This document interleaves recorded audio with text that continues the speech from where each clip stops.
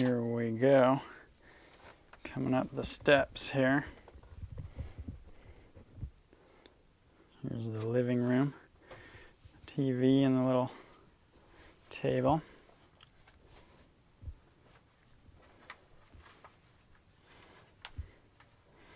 Here's the kitchen.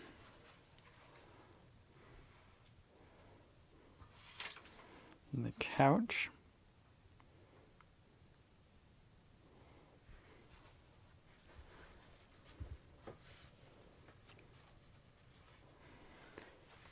Going back here to the bedroom, there is a bathroom on the left.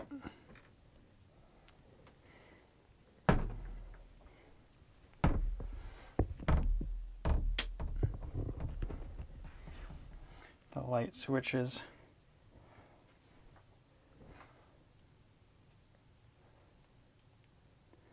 Under the sink.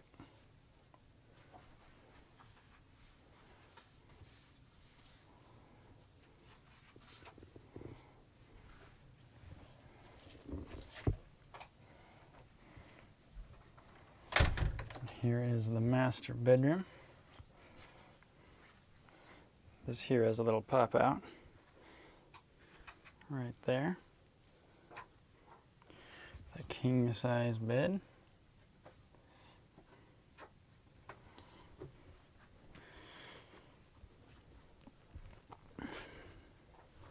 And then the second bathroom.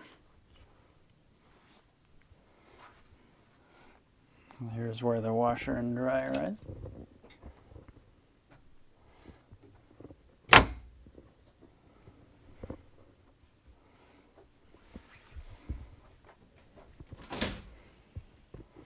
There's the little tub. Shower.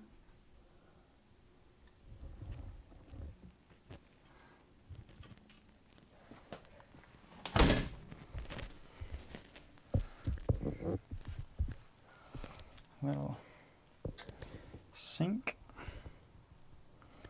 and toilet.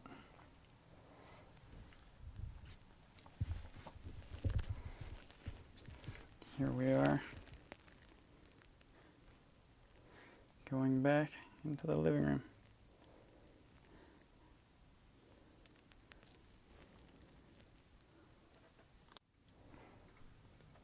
So here we are going back to the front. So here's the little table.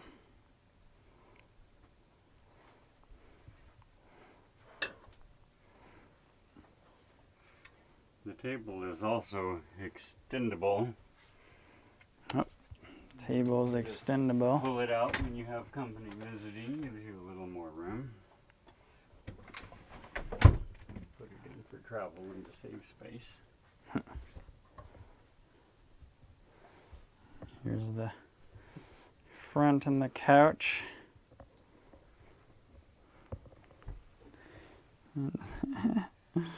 The kitchen.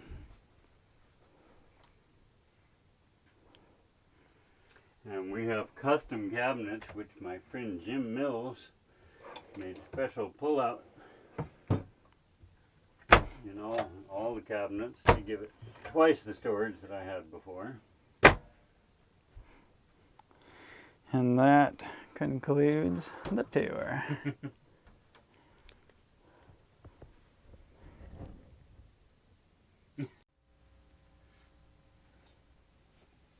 Alright, here we are.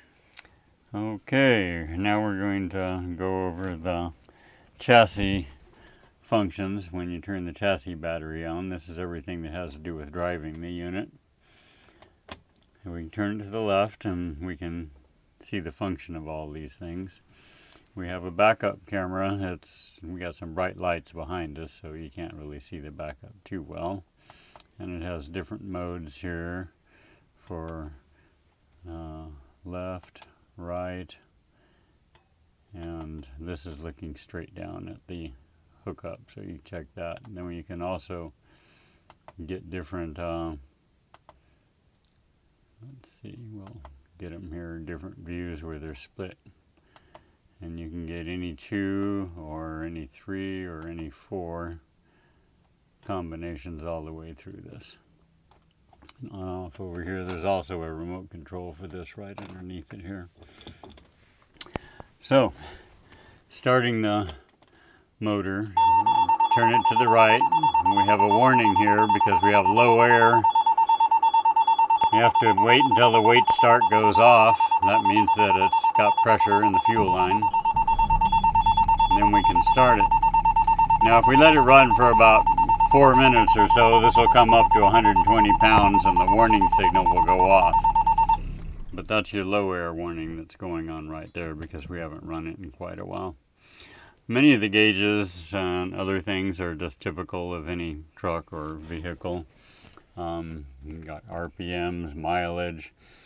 Your boost has to do with your turbocharger, and it'll go up and show you when the turbocharger is kicking in. The temperature here is your gearbox temperature in the transmission.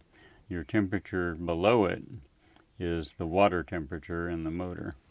We have your oil pressure, fuel, 100-gallon tank, your voltage, and your air pressures, which there are 2 separate tanks, an emergency and a regular, and they'll run around 110, 120 pounds under normal pressure.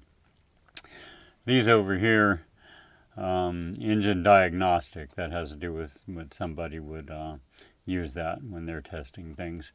Increase and decrease, you can increase and decrease the RPMs of your motor at idle if you want. So if you're not happy with the idle that it's at, you can just increase or decrease it right here. We have, of course, radio, typical, your air conditioner, heater, on-off for the radio. Going back over here, you have a lot of warning things. ATC is automatic traction control. That light will be on when you start it. As soon as you put your brake on, it will go off. And what that's for is if you're in icy weather, things like that, you can push your automatic traction control over here. That'll come on and you'll have better traction in that kind of a situation. They'll alert you to low coolant, check the transmission, low fuel, the brakes, if there's water in the fuel. I'm imagining that's an antenna, but I'm really not sure. We'll have to look that one up. Low air, if it gets air here, aside of the audible, it has a light that comes on. The alternator is not charging enough, that will come on. Your wait to start, which we just did. Left, right, high beams. Stop engine, when you stop it, that will come on.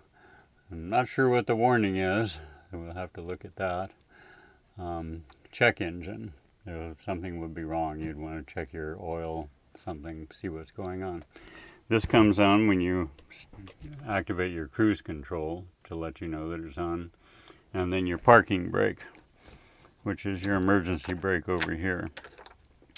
I put this clip under it because it makes it so it can't go down, in this case, so Chaco won't jump on it and we go rolling off in the middle of the night. But it's just a good idea to have that safety underneath it whenever. To deactivate the brakes, you push it down, you can hear there's a warning letting you know. That will go off as soon as you put it in gear. So, going around here, we have a little red light here that will come on, and that lets you know when you're putting on your brakes in your tow vehicle. And it's actually connected directly to the tow vehicle, so you know if it's actually functioning back there. You have your leveling device here, controls. You can turn it on up here, and it will automatically level if you leave it at that. That takes some adjustment right now, so I do that by hand. You can dump all the air out, and that will take the whole unit down to the very lowest that it will go.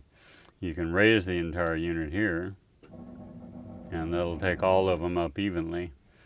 This is for individual front, back, left, right, taking them up and down. This yellow shows that we're low in the back. Left and right we're doing fine, so we would want to bring the back up In this case, we don't have enough blocks underneath it to actually achieve that. So a few more blocks and that would take care of that. Then we turn that off when we're done. That way it won't go back into automatic and try and level itself. This is the tire minder over here, and that will indicate the different tire pressures and temperatures on all the tires, plus the tow vehicle. This is the exhaust brake, the Jake brake they call it. And this is really important because when you're going down hills or you're coming into a stop anywhere off the freeway on the off ramp, push that forward, it goes on automatically, and it will help to slow down so you don't have to use your brakes as much or even at all. Sometimes on a downslope you just put that on and let it ride. If you don't take that off, it's not going to hurt anything. When you accelerate, it automatically disconnects from this while you're accelerating, but when you let off the acceleration, it's going to come on again and start slowing you down. Also, if you're using your speed control here and you have the Jake brake on at the same time, the speed control will not function. So whenever you're driving along and your speed control won't function, there's nothing wrong with it.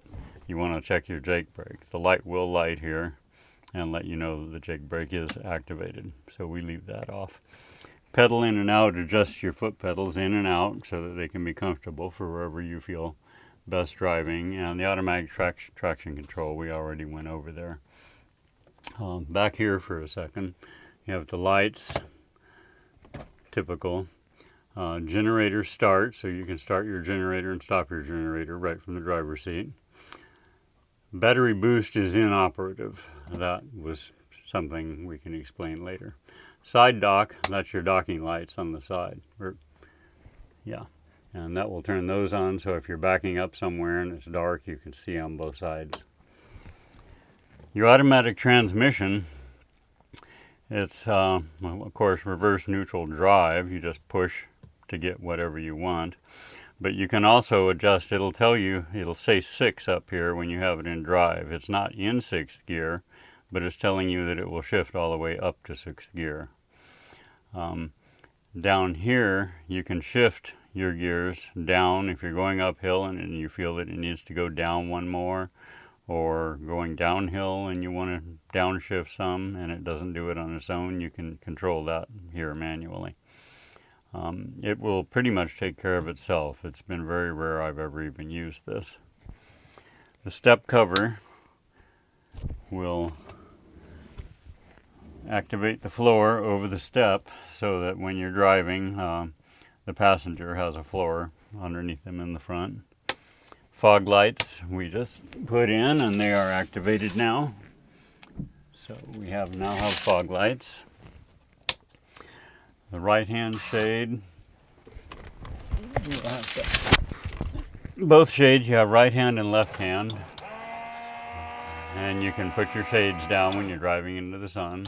On either side from here, the passenger has control also of their side. Over here we have the mirror heat, which defrosts the mirror, and mirror control for the directions to left would be your left mirror and right would be your right mirror, and you can adjust those any way you want. Because I level it by hand, I put in a little level over here so you can see what the level is of the unit. That makes it real quick, and it's very easy to just do that manually. We of course have our left, right, high, low on the left here. Control to move this up and back. Your hazards is a typical. You can control, you call that a smart wheel. You can control the windshield wipers, high, low, on, off, wash. Now, when you're on the road, sometimes you signal other people. Truckers do this quite often. And when a truck passes you and they've cleared you by enough that you feel safe, you can push on this if it's nighttime and it'll blink your lights off. If it's daytime, it'll blink your lights on, and that alerts them that they're safe now to pull over. The other one on the right does the same thing with the marker lights. It'll turn them on if they're off, or it'll turn them off if they're on. And that's generally something where you're just saying thank you to the person when you passed them and they signal to you that it's okay to pull over, and you signal thank you. Here you have your speed control, on, off, cancel, to reset or to your speed that you were at, and to set your speed here. If you want to go in increments just a little bit faster, you can just push the set one time, another time, and it goes up 2 miles an hour each time you push that. You can also take it down 2 miles an hour by pushing that. And I think that just about covers all of the little things. We do have some lights over here and such that we didn't cover earlier. And I'll get over here where we can see them. I'll get over here where we can see them. On the far right, it's a battery cutoff. I never use this because I turned the batteries off back in the bay where we talked about the main switches. But you can cut off your battery from up here for the coach, and that way you aren't using battery for any reason. Your entry step goes in and out automatically when your battery is turned on for the chassis. So this allows you to turn that off so the step will just be deactivated and stay out all the time, or stay in all the time, even though the battery's on. We have a porch light, and the ceiling light, we didn't cover this earlier, but the ceiling light over the kitchen and throughout the other 3 lights in the ceiling are a 3-way switch. So there's one switch in the bedroom, which we covered before, and then there's also a switch here. So if you're going out the door or coming in the door, you can activate the lights from right there. A couple of locks. We have a regular dead bolt, and then there's a lock here for the handle itself. And this is an extremely secure door. It has dead bolts for this that go top and bottom, and a dead bolt here, so it's almost like a vault to try and get in here when it's locked. All right, the front control panel, we have the 50 amp smart energy management system, and this will tell you the amperage of the electricity coming into the unit. If it's on generator, it'll also show 50 amp. This regulates the electricity so that if you have too much going, it'll automatically cut off the least important ones. And below that, we have the extension and retact for the awning. That's the large awning on the outside. And there is a safety for when you're traveling where you can turn that off. Going to the right from there, we have the old inverter control, which is no longer in use. On top we have the levels, and this is for the LP gas, fresh water, wastewater, and gray water. Here we have the house battery, which doesn't seem to be showing accurately, but on the chassis battery, when the battery is turned on, it will show accurately the voltage of the chassis battery. The water heater has 2 controls. You can turn it off altogether. If you're on shore power, you can run it off your 120 volt. If you are not on shore power and you're camping out, you can run it off. It says 12 volt, but that's also LP gas.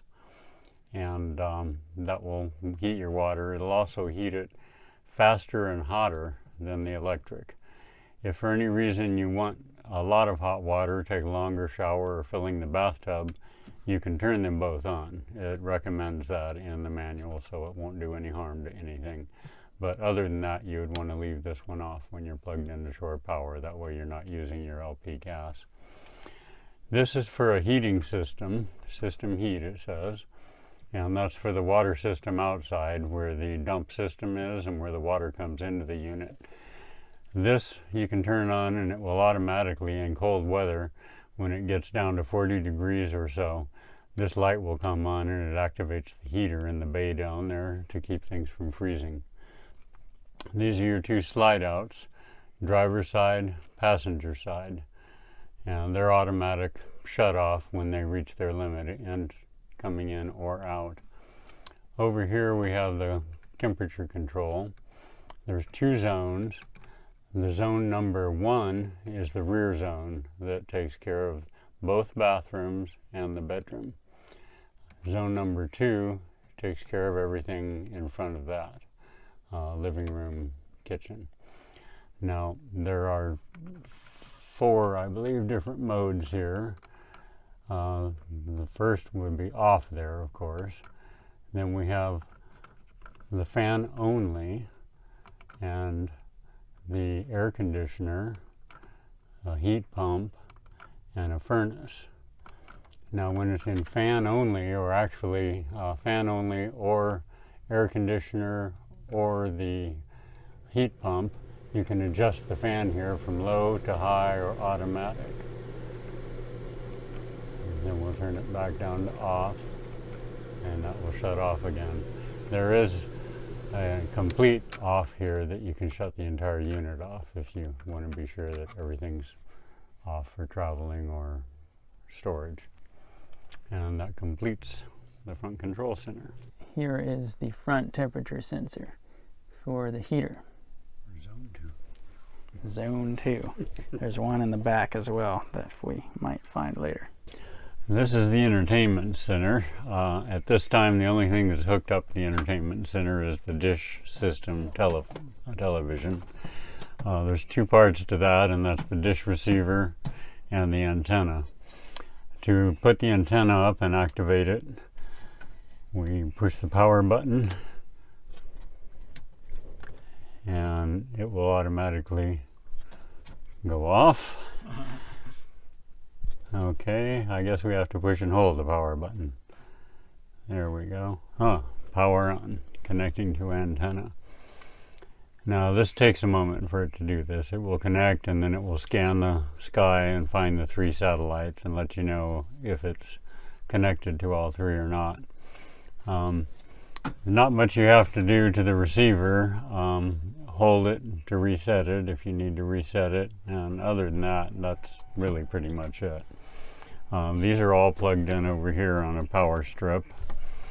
The antenna at this time to the feed to the television runs through here and through the cabinet, and whenever we're setting up, we plug that in. This will take a few minutes on the search mode here. Okay, we're back at the satellite dish.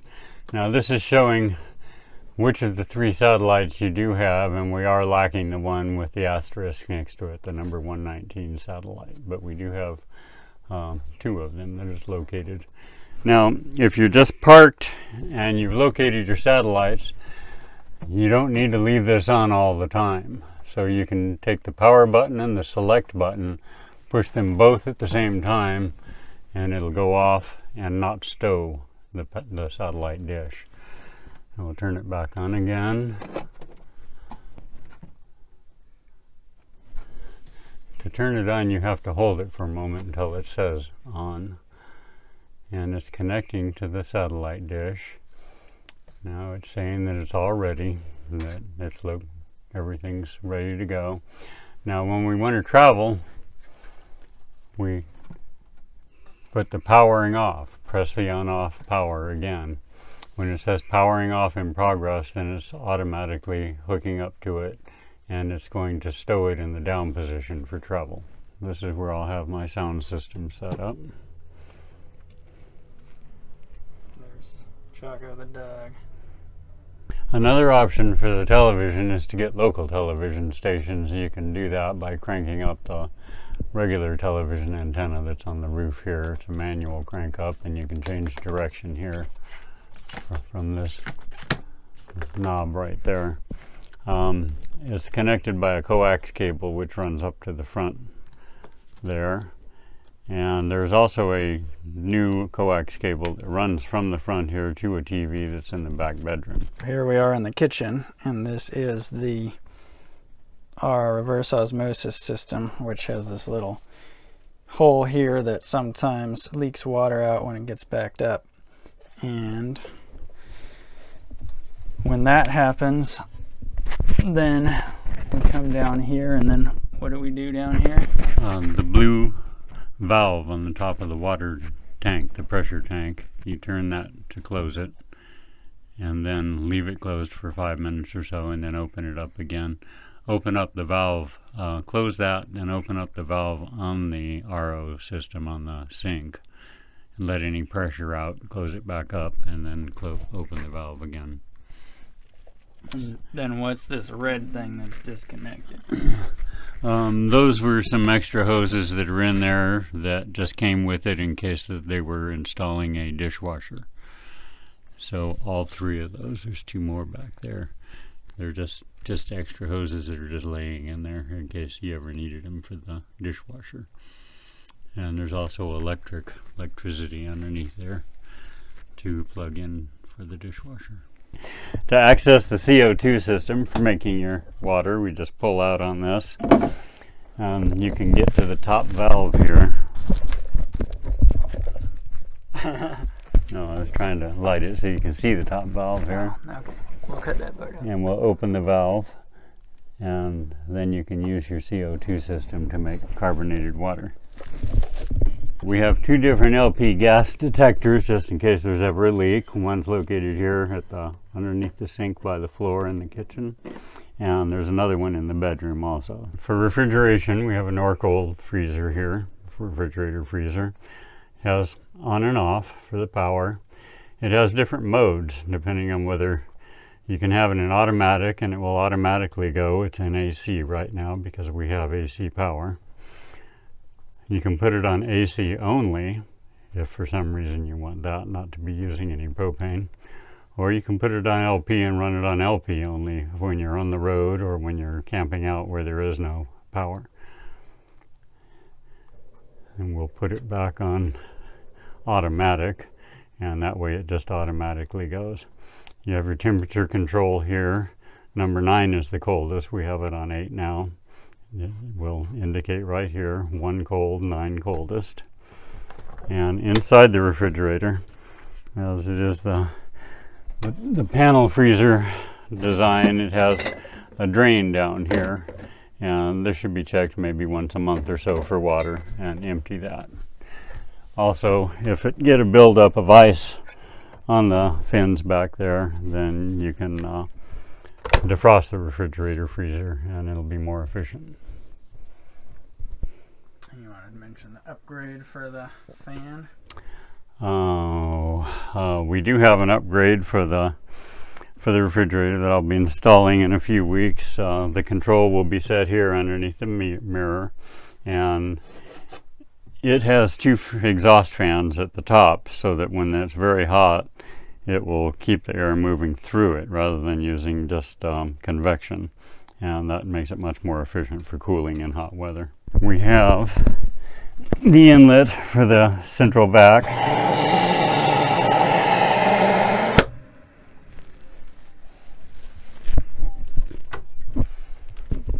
This control here doesn't really seem to control anything. It was for an option that this motorhome doesn't seem to have. In here we have 2 12-volt lights. We have the vanity lights there and an overhead light. There's also an overhead fan and vent. There's an inlet for the heat pump and air conditioner. This is for zone 1. It's controlled by the back. There is also down below a vent for the furnace, and that's also for the number 1 area. This is an automatic area pump for when you're off grid and you want to use your 12-volt pump for water pressure. The light will light when the pump is activated, and that has 3 different locations to activate it. The toilet goes directly into the tank, so when you flush you want to go quick, so we don't leave that hole open. There's also halfway down you can fill it with water and flush, pushing it all the way down. There's also a wand here with a valve in the back which you pull straight up. In the bedroom we have control for the lights. This one controls the light in the living room, and this one controls the light in the bedroom. Also, we have the in and out for the pop out on where the bed is located. Over here we have the master panel for the 120 volt. It's divided into two halves where each inverter serves one half. Master inverter this side, slave inverter this side. The main breaker is here and going off both directions there. The block heater I have turned off as I'm not sure that we have a block heater. So I haven't located that yet if there actually is one. There should be one according to the manual. I'm going to work on that. Over here we have a 12 volt and they have the fuses there in case we have a problem with anything burning a fuse. There's identification for them over here. These are things such as lights, fans, furnace, water pump, radio, electric awning, front and rear air conditioners, and then there's options here that it doesn't have. Our speakers for the radio in the rear. And over on the bed by the bed we have an extra switch here which you can turn the radio on and off. So if you're listening to the radio before you go to bed, you can flip it off from there. There are electrical outlets on both sides, 12 volt lights, and also spotlights up here, which seem to be the only lights that are inoperative at this time. There is also storage under the bed. The television at this time, and as long as I have it, is going to be inoperative. I just don't watch TV in the bedroom, but it's a place to store it where it won't get hurt. It does have a new coax cable that I've installed to control it from the front. Here's the temperature sensor. There it is. In this section, in the master bathroom, we have lights, the vanity, and the overhead. There's also another water pump, which you can access it from the back bathroom. And below it we have the controls for the inverters. It's showing we have 26.4 volts right now. The yellow light on the side shows that we have AC electricity coming in. If it switches to inverter, a green light will light over on this side. And you have all your controls here for programming and such. Underneath here you have access for all the drains and such underneath the sink. And then we have the washing machine over here. It has a manual, mostly self-explanatory.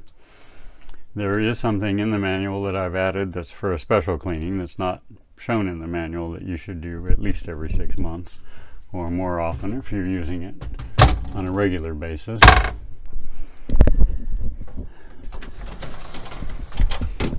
In the closet over here we have a sort of a hidden compartment where we store the hose and the accessories for the central vac. Extension down here for doing the floor. There's an access panel inside here, and that is for the motor, where if you're adjusting valves and that sort of thing, the mechanic can get to it through there. There's also an access panel on the side here if you ever have to remove the washing machine. We have an access panel in the floor here that gives you access to the top of the transmission, and that's for one of the ways you can check the level and also for adding fluid or changing fluid in the transmission. In the other side of the closet there's a little bit of storage up here, and then we have the water heater, which, as we saw up front, runs both on LP or 120 volt electricity. There is an on-off switch for it. There's a way to drain that, which is explained in the manual, and it has a pressure valve here that tells you what the pressure is of the water at the time.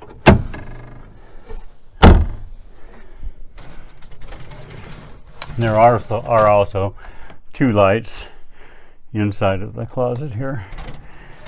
Make that a little nicer. We have a lock on the door here, and that's for travel. If the door comes open while you're driving, it could break a mirror. Inside bathroom is typical. It does have a skylight, which makes it very nice and gives you a little extra headroom, and a bathtub, which is a rare option in a motorhome. 2 fans, exhaust fans, actually 3, but there are 2 that are identical, one in the bathroom and one in the living room. And you turn the knob on this corner and you can open it up. It has 3 speeds and a small fuse here.